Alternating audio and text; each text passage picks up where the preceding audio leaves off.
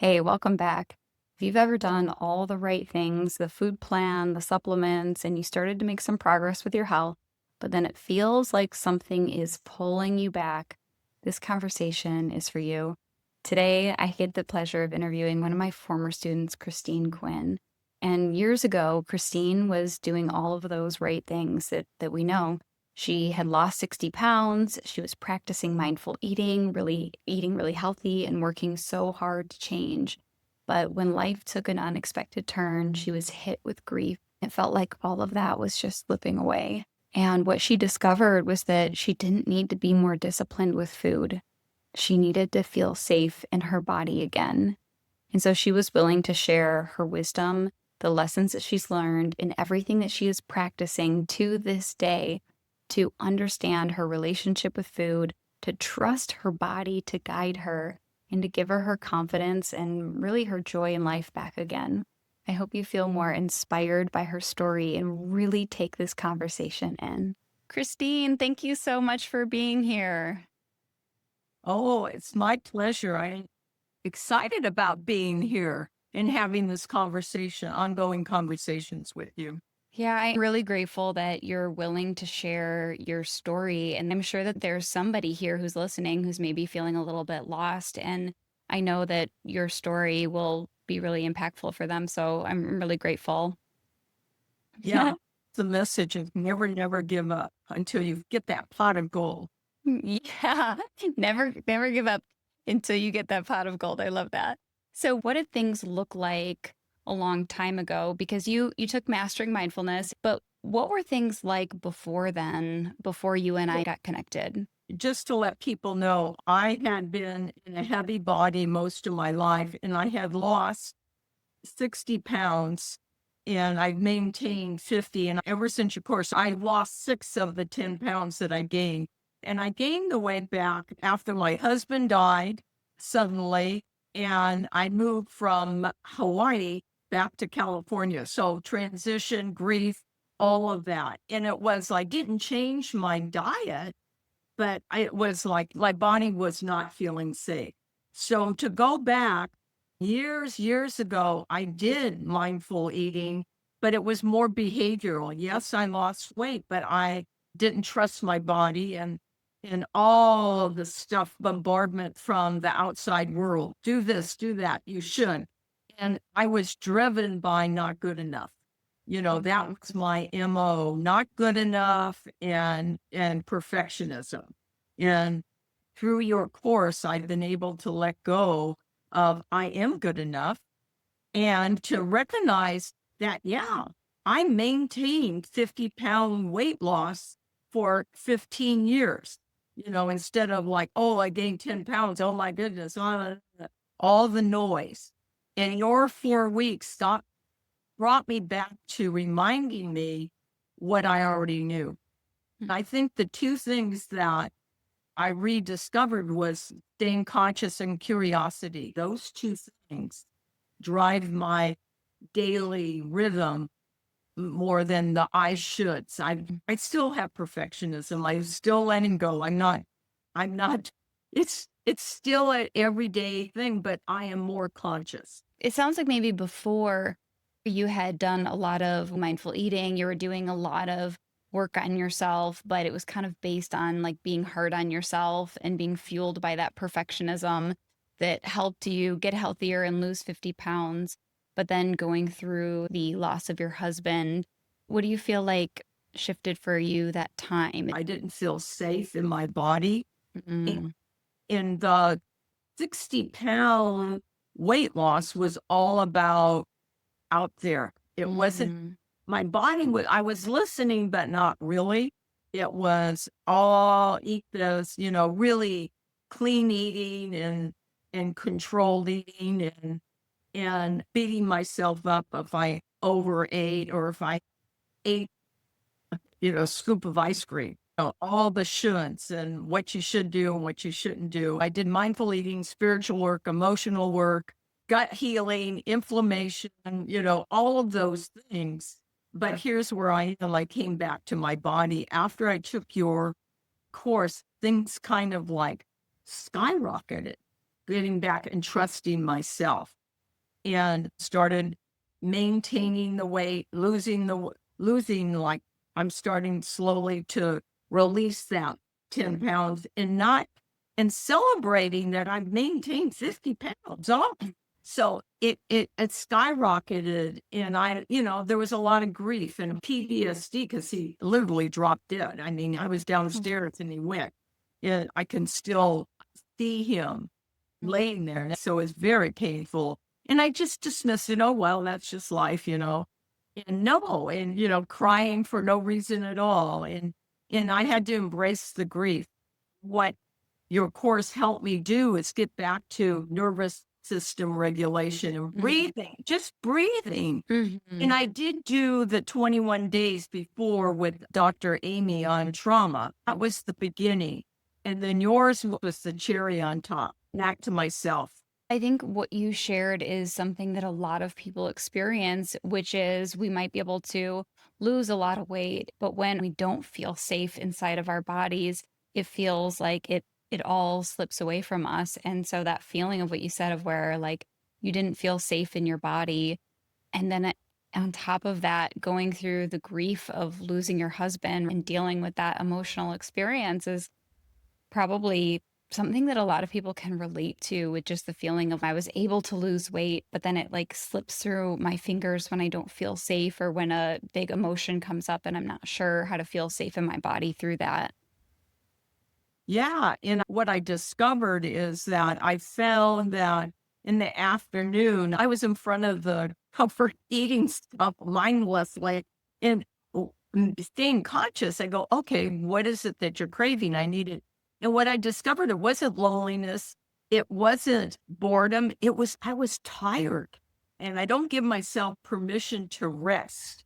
And so once I started doing that, you know, it I'm more aware. Yeah. Okay, you're tired, and giving myself permission to rest before. If we could rewind to just before that, before you started implementing this stuff and realizing what your body needed, what what were you looking for when you first connected with me and then you decided to go deeper into this mindfulness work? It was going back to something I truly believed. I believe in eating when you're hungry and stopping at comfort, but I was ignoring the emotional hunger that I had. And what was the social? I wouldn't go out with friends because I was afraid that I was going to eat the wrong things. So I was ignoring and going the should. You shouldn't go out with friends and eat real food or medicine like or unprocessed organic health food. And so I was denying that part of me that wanted the connection and the denying, oh, you're not emotional, get over it. Mm. Those two things I had to come and just embrace and be with. The metaphor of riding the ocean, riding a wave, and just, you land on shore eventually. Mhm. And you tumble in the wave, but you get to shore eventually. So, as you were getting started, what were some of those tools that you started using or the big mindset shifts that helped you? Huge consciousness, curiosity, and instead of judgment, letting go of perfection and doing like a pattern interrupt when I got oh, you shouldn't be doing that. Oh, you're going to gain weight. Oh, instead of like going, okay, you're scared and then just breathing. Consciousness and curiosity were my tools. How did those tools help you? It made me feel safe in my body without judgment, and that it eliminated that I'm not good enough belief. You are good enough. It was freedom. It was free. I really relate to with what you said is that when we're in that place of judgment, it's like I remember being so shameful of my struggles and my patterns and judging them and then being stuck in them and then thinking that I'm not good enough, reinforcing this belief that I identify with that struggle, that it must be that I don't have enough discipline or something is wrong with me or I'm not good enough or whatever story it is that we identify with the pattern. And so I think what you're saying is bringing in that curiosity to what is happening in this pattern? What's going on? What am I feeling and experiencing? And not making it about me being good or bad or good enough or not good enough, but just feeling what I'm experiencing. And then that opens up the awareness of what I'm actually needing in that moment.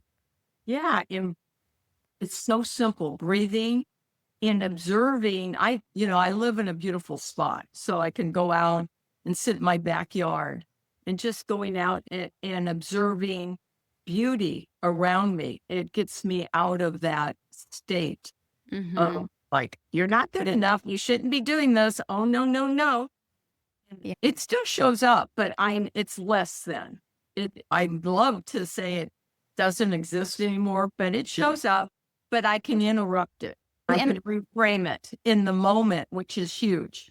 that right there is such a piece of wisdom because I think we're so told to create the expectation of like once, to eat good, that you should just do it and you should be perfect. And that's not the reality. And it creates this pressure that is so overwhelming. But where you really start to do the real meaningful work is by seeing it as this is actually just a practice. And it's not about doing it right. It's not about it being perfect. But the more I know how to use my tools of being curious, using my breath to slow down, interrupting that pattern of when I'm like in a hypnosis with food and I'm like, okay, I just got to eat that food or whatever my mind is telling me, interrupting that pattern and feeling what I'm really needing, that it's not about mentally doing it right. It's about using those tools and practicing them.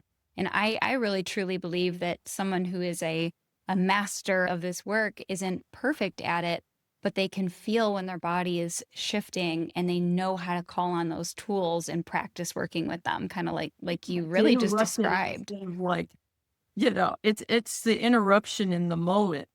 And I've been able to do that. And Hmm. have I been totally successful? Not all the time, but I don't beat myself up. That's the huge thing. I don't beat myself up anymore.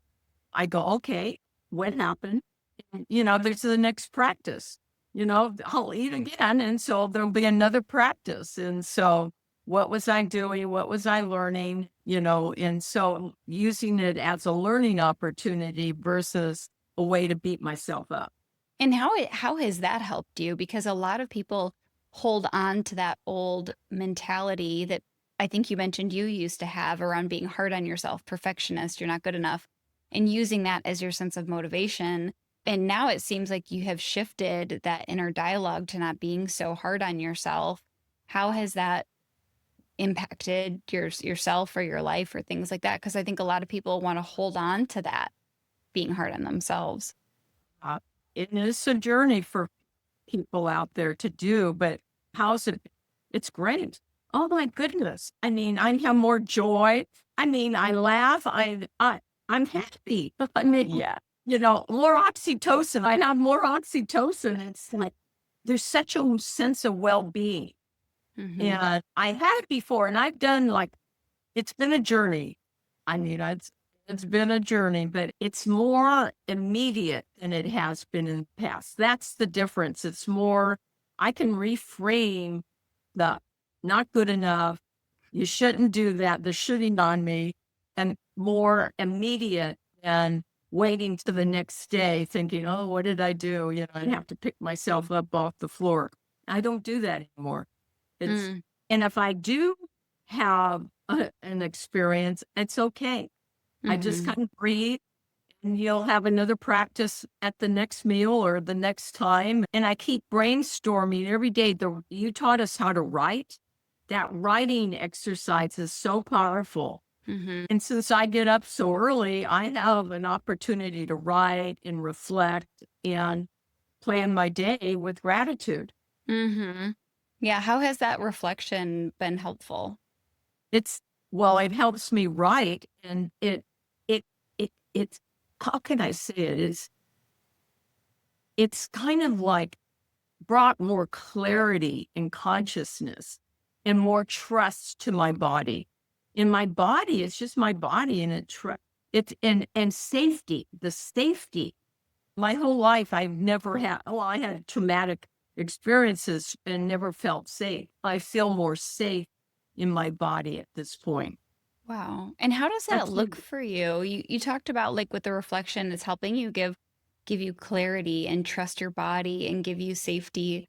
What does that look like for you in life? That because sometimes it can be hard to know and feel like what does trust look like if you haven't felt trust, or what does safety look like or feel like if you haven't felt it or experienced it before? How would you describe how that looks for well, you? I like to use it around food. Okay. Why not?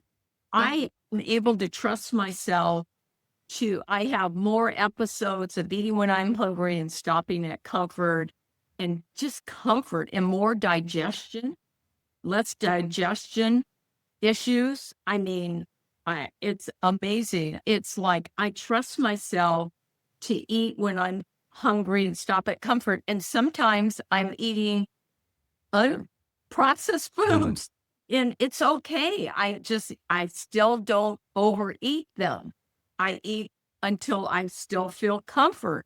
So that's huge versus like, oh, I better eat it all now because I'll never get another chance to do this again. Hmm. So that's what I'm noticing, more freedom around food and not feeling so controlled. Hmm. It's more freedom.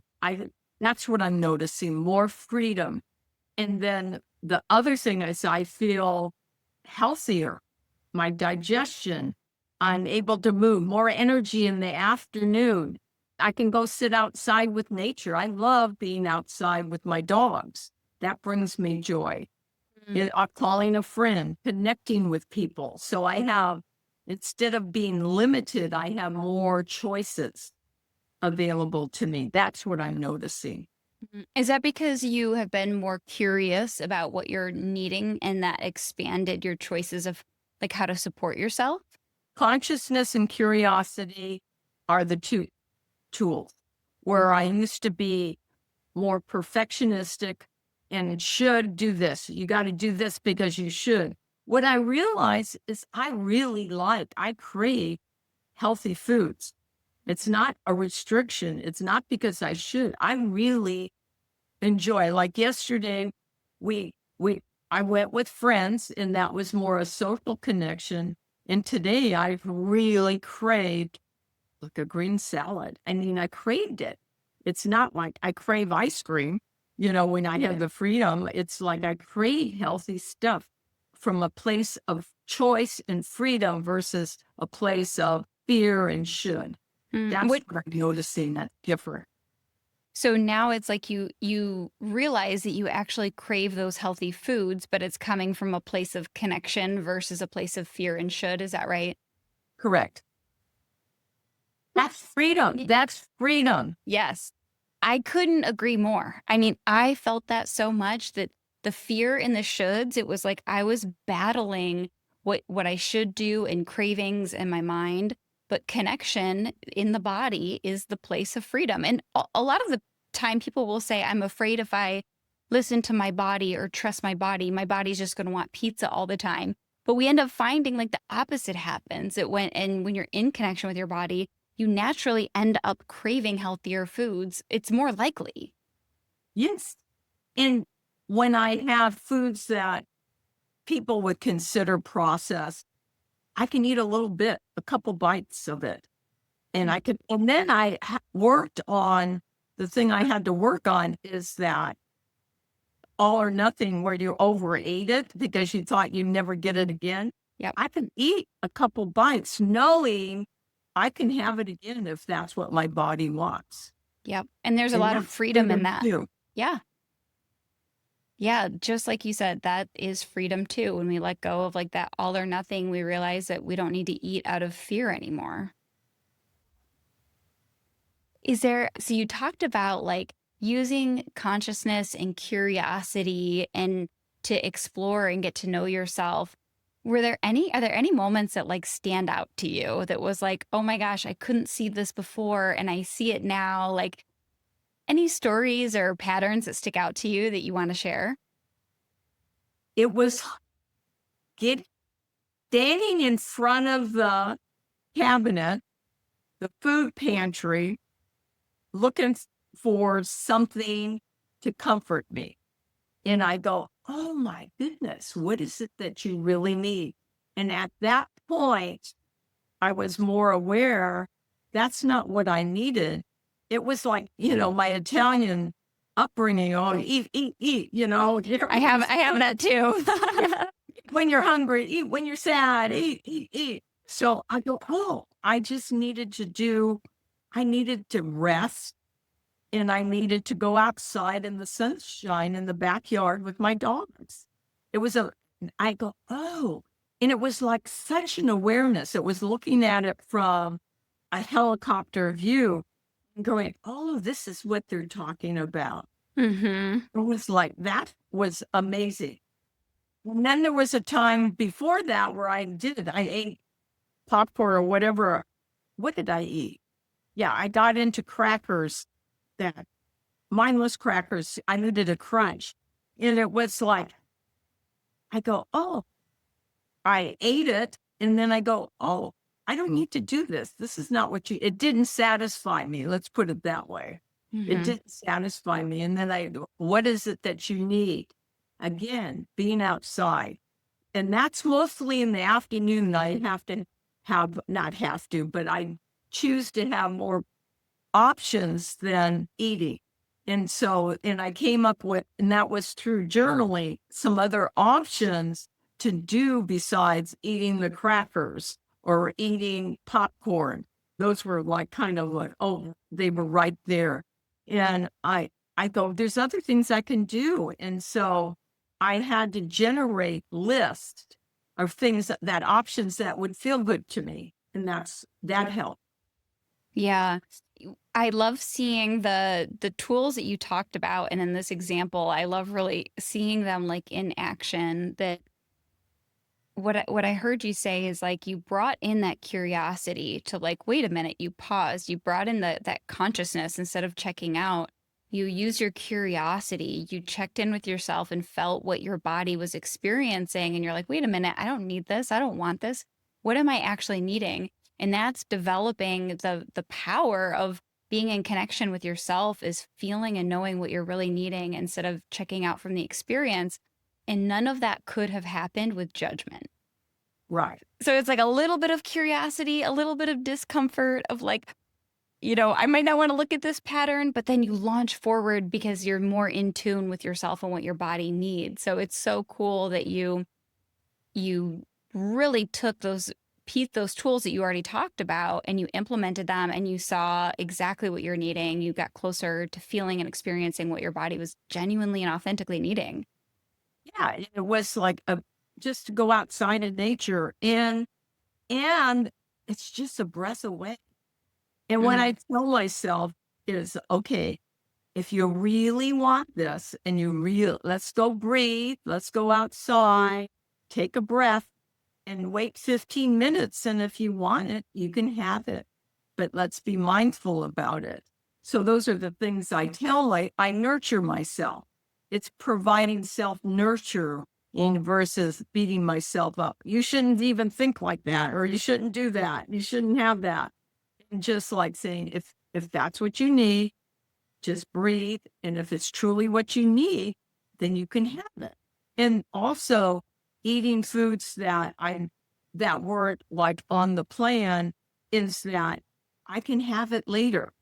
And sometimes it tastes so good. And then you're really at comfort. And I'm going, I can have it later. If I'm still hungry, I'm not hungry now. And it tastes really good. I can save it for later. And that's a freedom for me. So what it was like before, what I would do is wolf down my food because I was ashamed. I shouldn't be eating because I needed to lose weight. And I'd wolf down my food and then, oh, piece stuff. And so I didn't even breathe. I mean, I wolfed it down. I ate too fast. And I knew that I needed to slow down, but I couldn't do it. It was a should. And by shifting to mindset, curiosity, and consciousness, it shifted for me. I slowed down. I mean, I can put my fork down, I can chew my food. And the chewing, and it was funny because I've done all this gut work. And one of the things they said, do you eat too fast?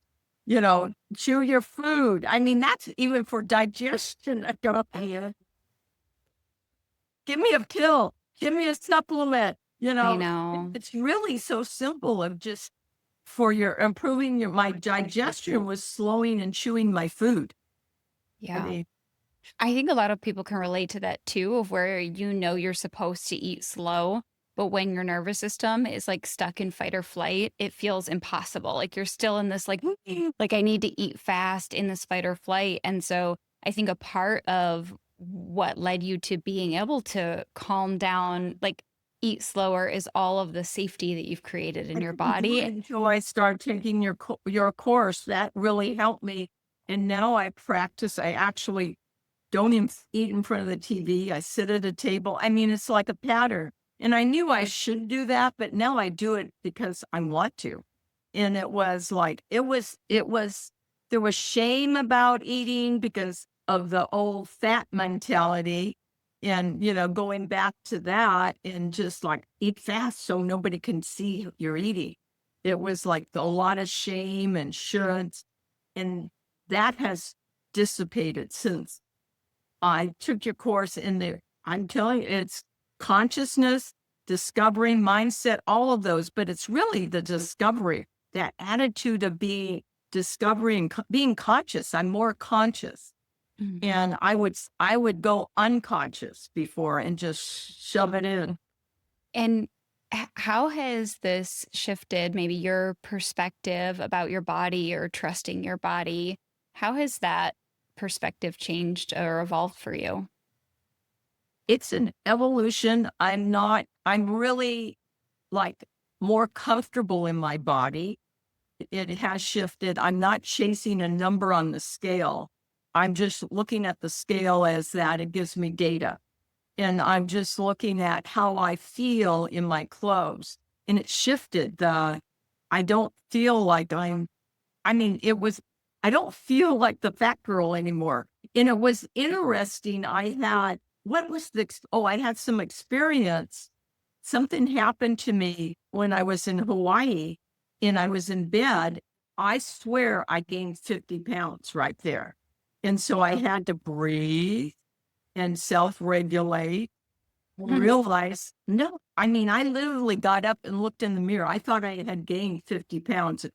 There was no reason for it, but there was like a situation that was out of my control that made me go. And so I realized the pattern that I have is that I go that I'm fat, instead of dealing with what's going on inside of me and soothing myself, I go there instead of like calming my nervous system down and just say, it's okay. You can breathe. It's all okay. Yeah, what a difference between not having awareness of that pattern and being stuck in it Yeah. to now like listening and you're bringing in that love and like it's okay. It's all right. I'm here for you. Like it's really beautiful. Yeah. Mhm. So let's say if there was somebody who was feeling like really lost and confused or struggling right now, what would you want to share with them? Never give up. Never, never give up. And to continue your journey and listen to your body, and that those are messages from your body that they want to communicate with you and take your course. Yeah, that's really beautiful advice. It's Mhm, practicing. And it's just a moment at time and it will get better. It mhm. does get better. And there is a pot of gold at the end of the rainbow. Absolutely. I can relate to that so much that I think that every struggle, we can feel so lost and so confused about what's happening. But like you said, everything is a message from your body, just waiting for you to listen to and to not give up and your body is so wise. It is. It's a learning opportunity. And those tools of shifting from shoulds and fear to trusting your body and to curiosity and discovery and being Mhm. a detective, you know, those are tools that you have. And it's hard when you're in it. It's hard when you're stuck and you have no hope. And but there, tomorrow's another day, that there is hope, and never, never give up. Mm. Your story is full of so much wisdom, and I really appreciate you sharing because I know it's hard to share some of these parts of our lives that are truly the most intimate, the most vulnerable, the most raw, like these places that we probably don't really share with anyone else. I know for me, it's taken me all sorts of courage to share my struggles, the wisdom that I've gained from it. But I know that your life and the wisdom that you are growing right now and the things that you're practicing and the ways that you show up for yourself, it does help other people. And I know there's somebody listening to this right now who probably really needed to hear this today. Yeah. It's it's a journey. Yeah, is there anything else that you want to leave anybody with? I think we said it all. I just want to thank you for your encouragement and allowing me to come back to myself and Mhm. giving me that space to come back to myself and trust myself. So I want to thank you. Hmm. You can so trust yourself.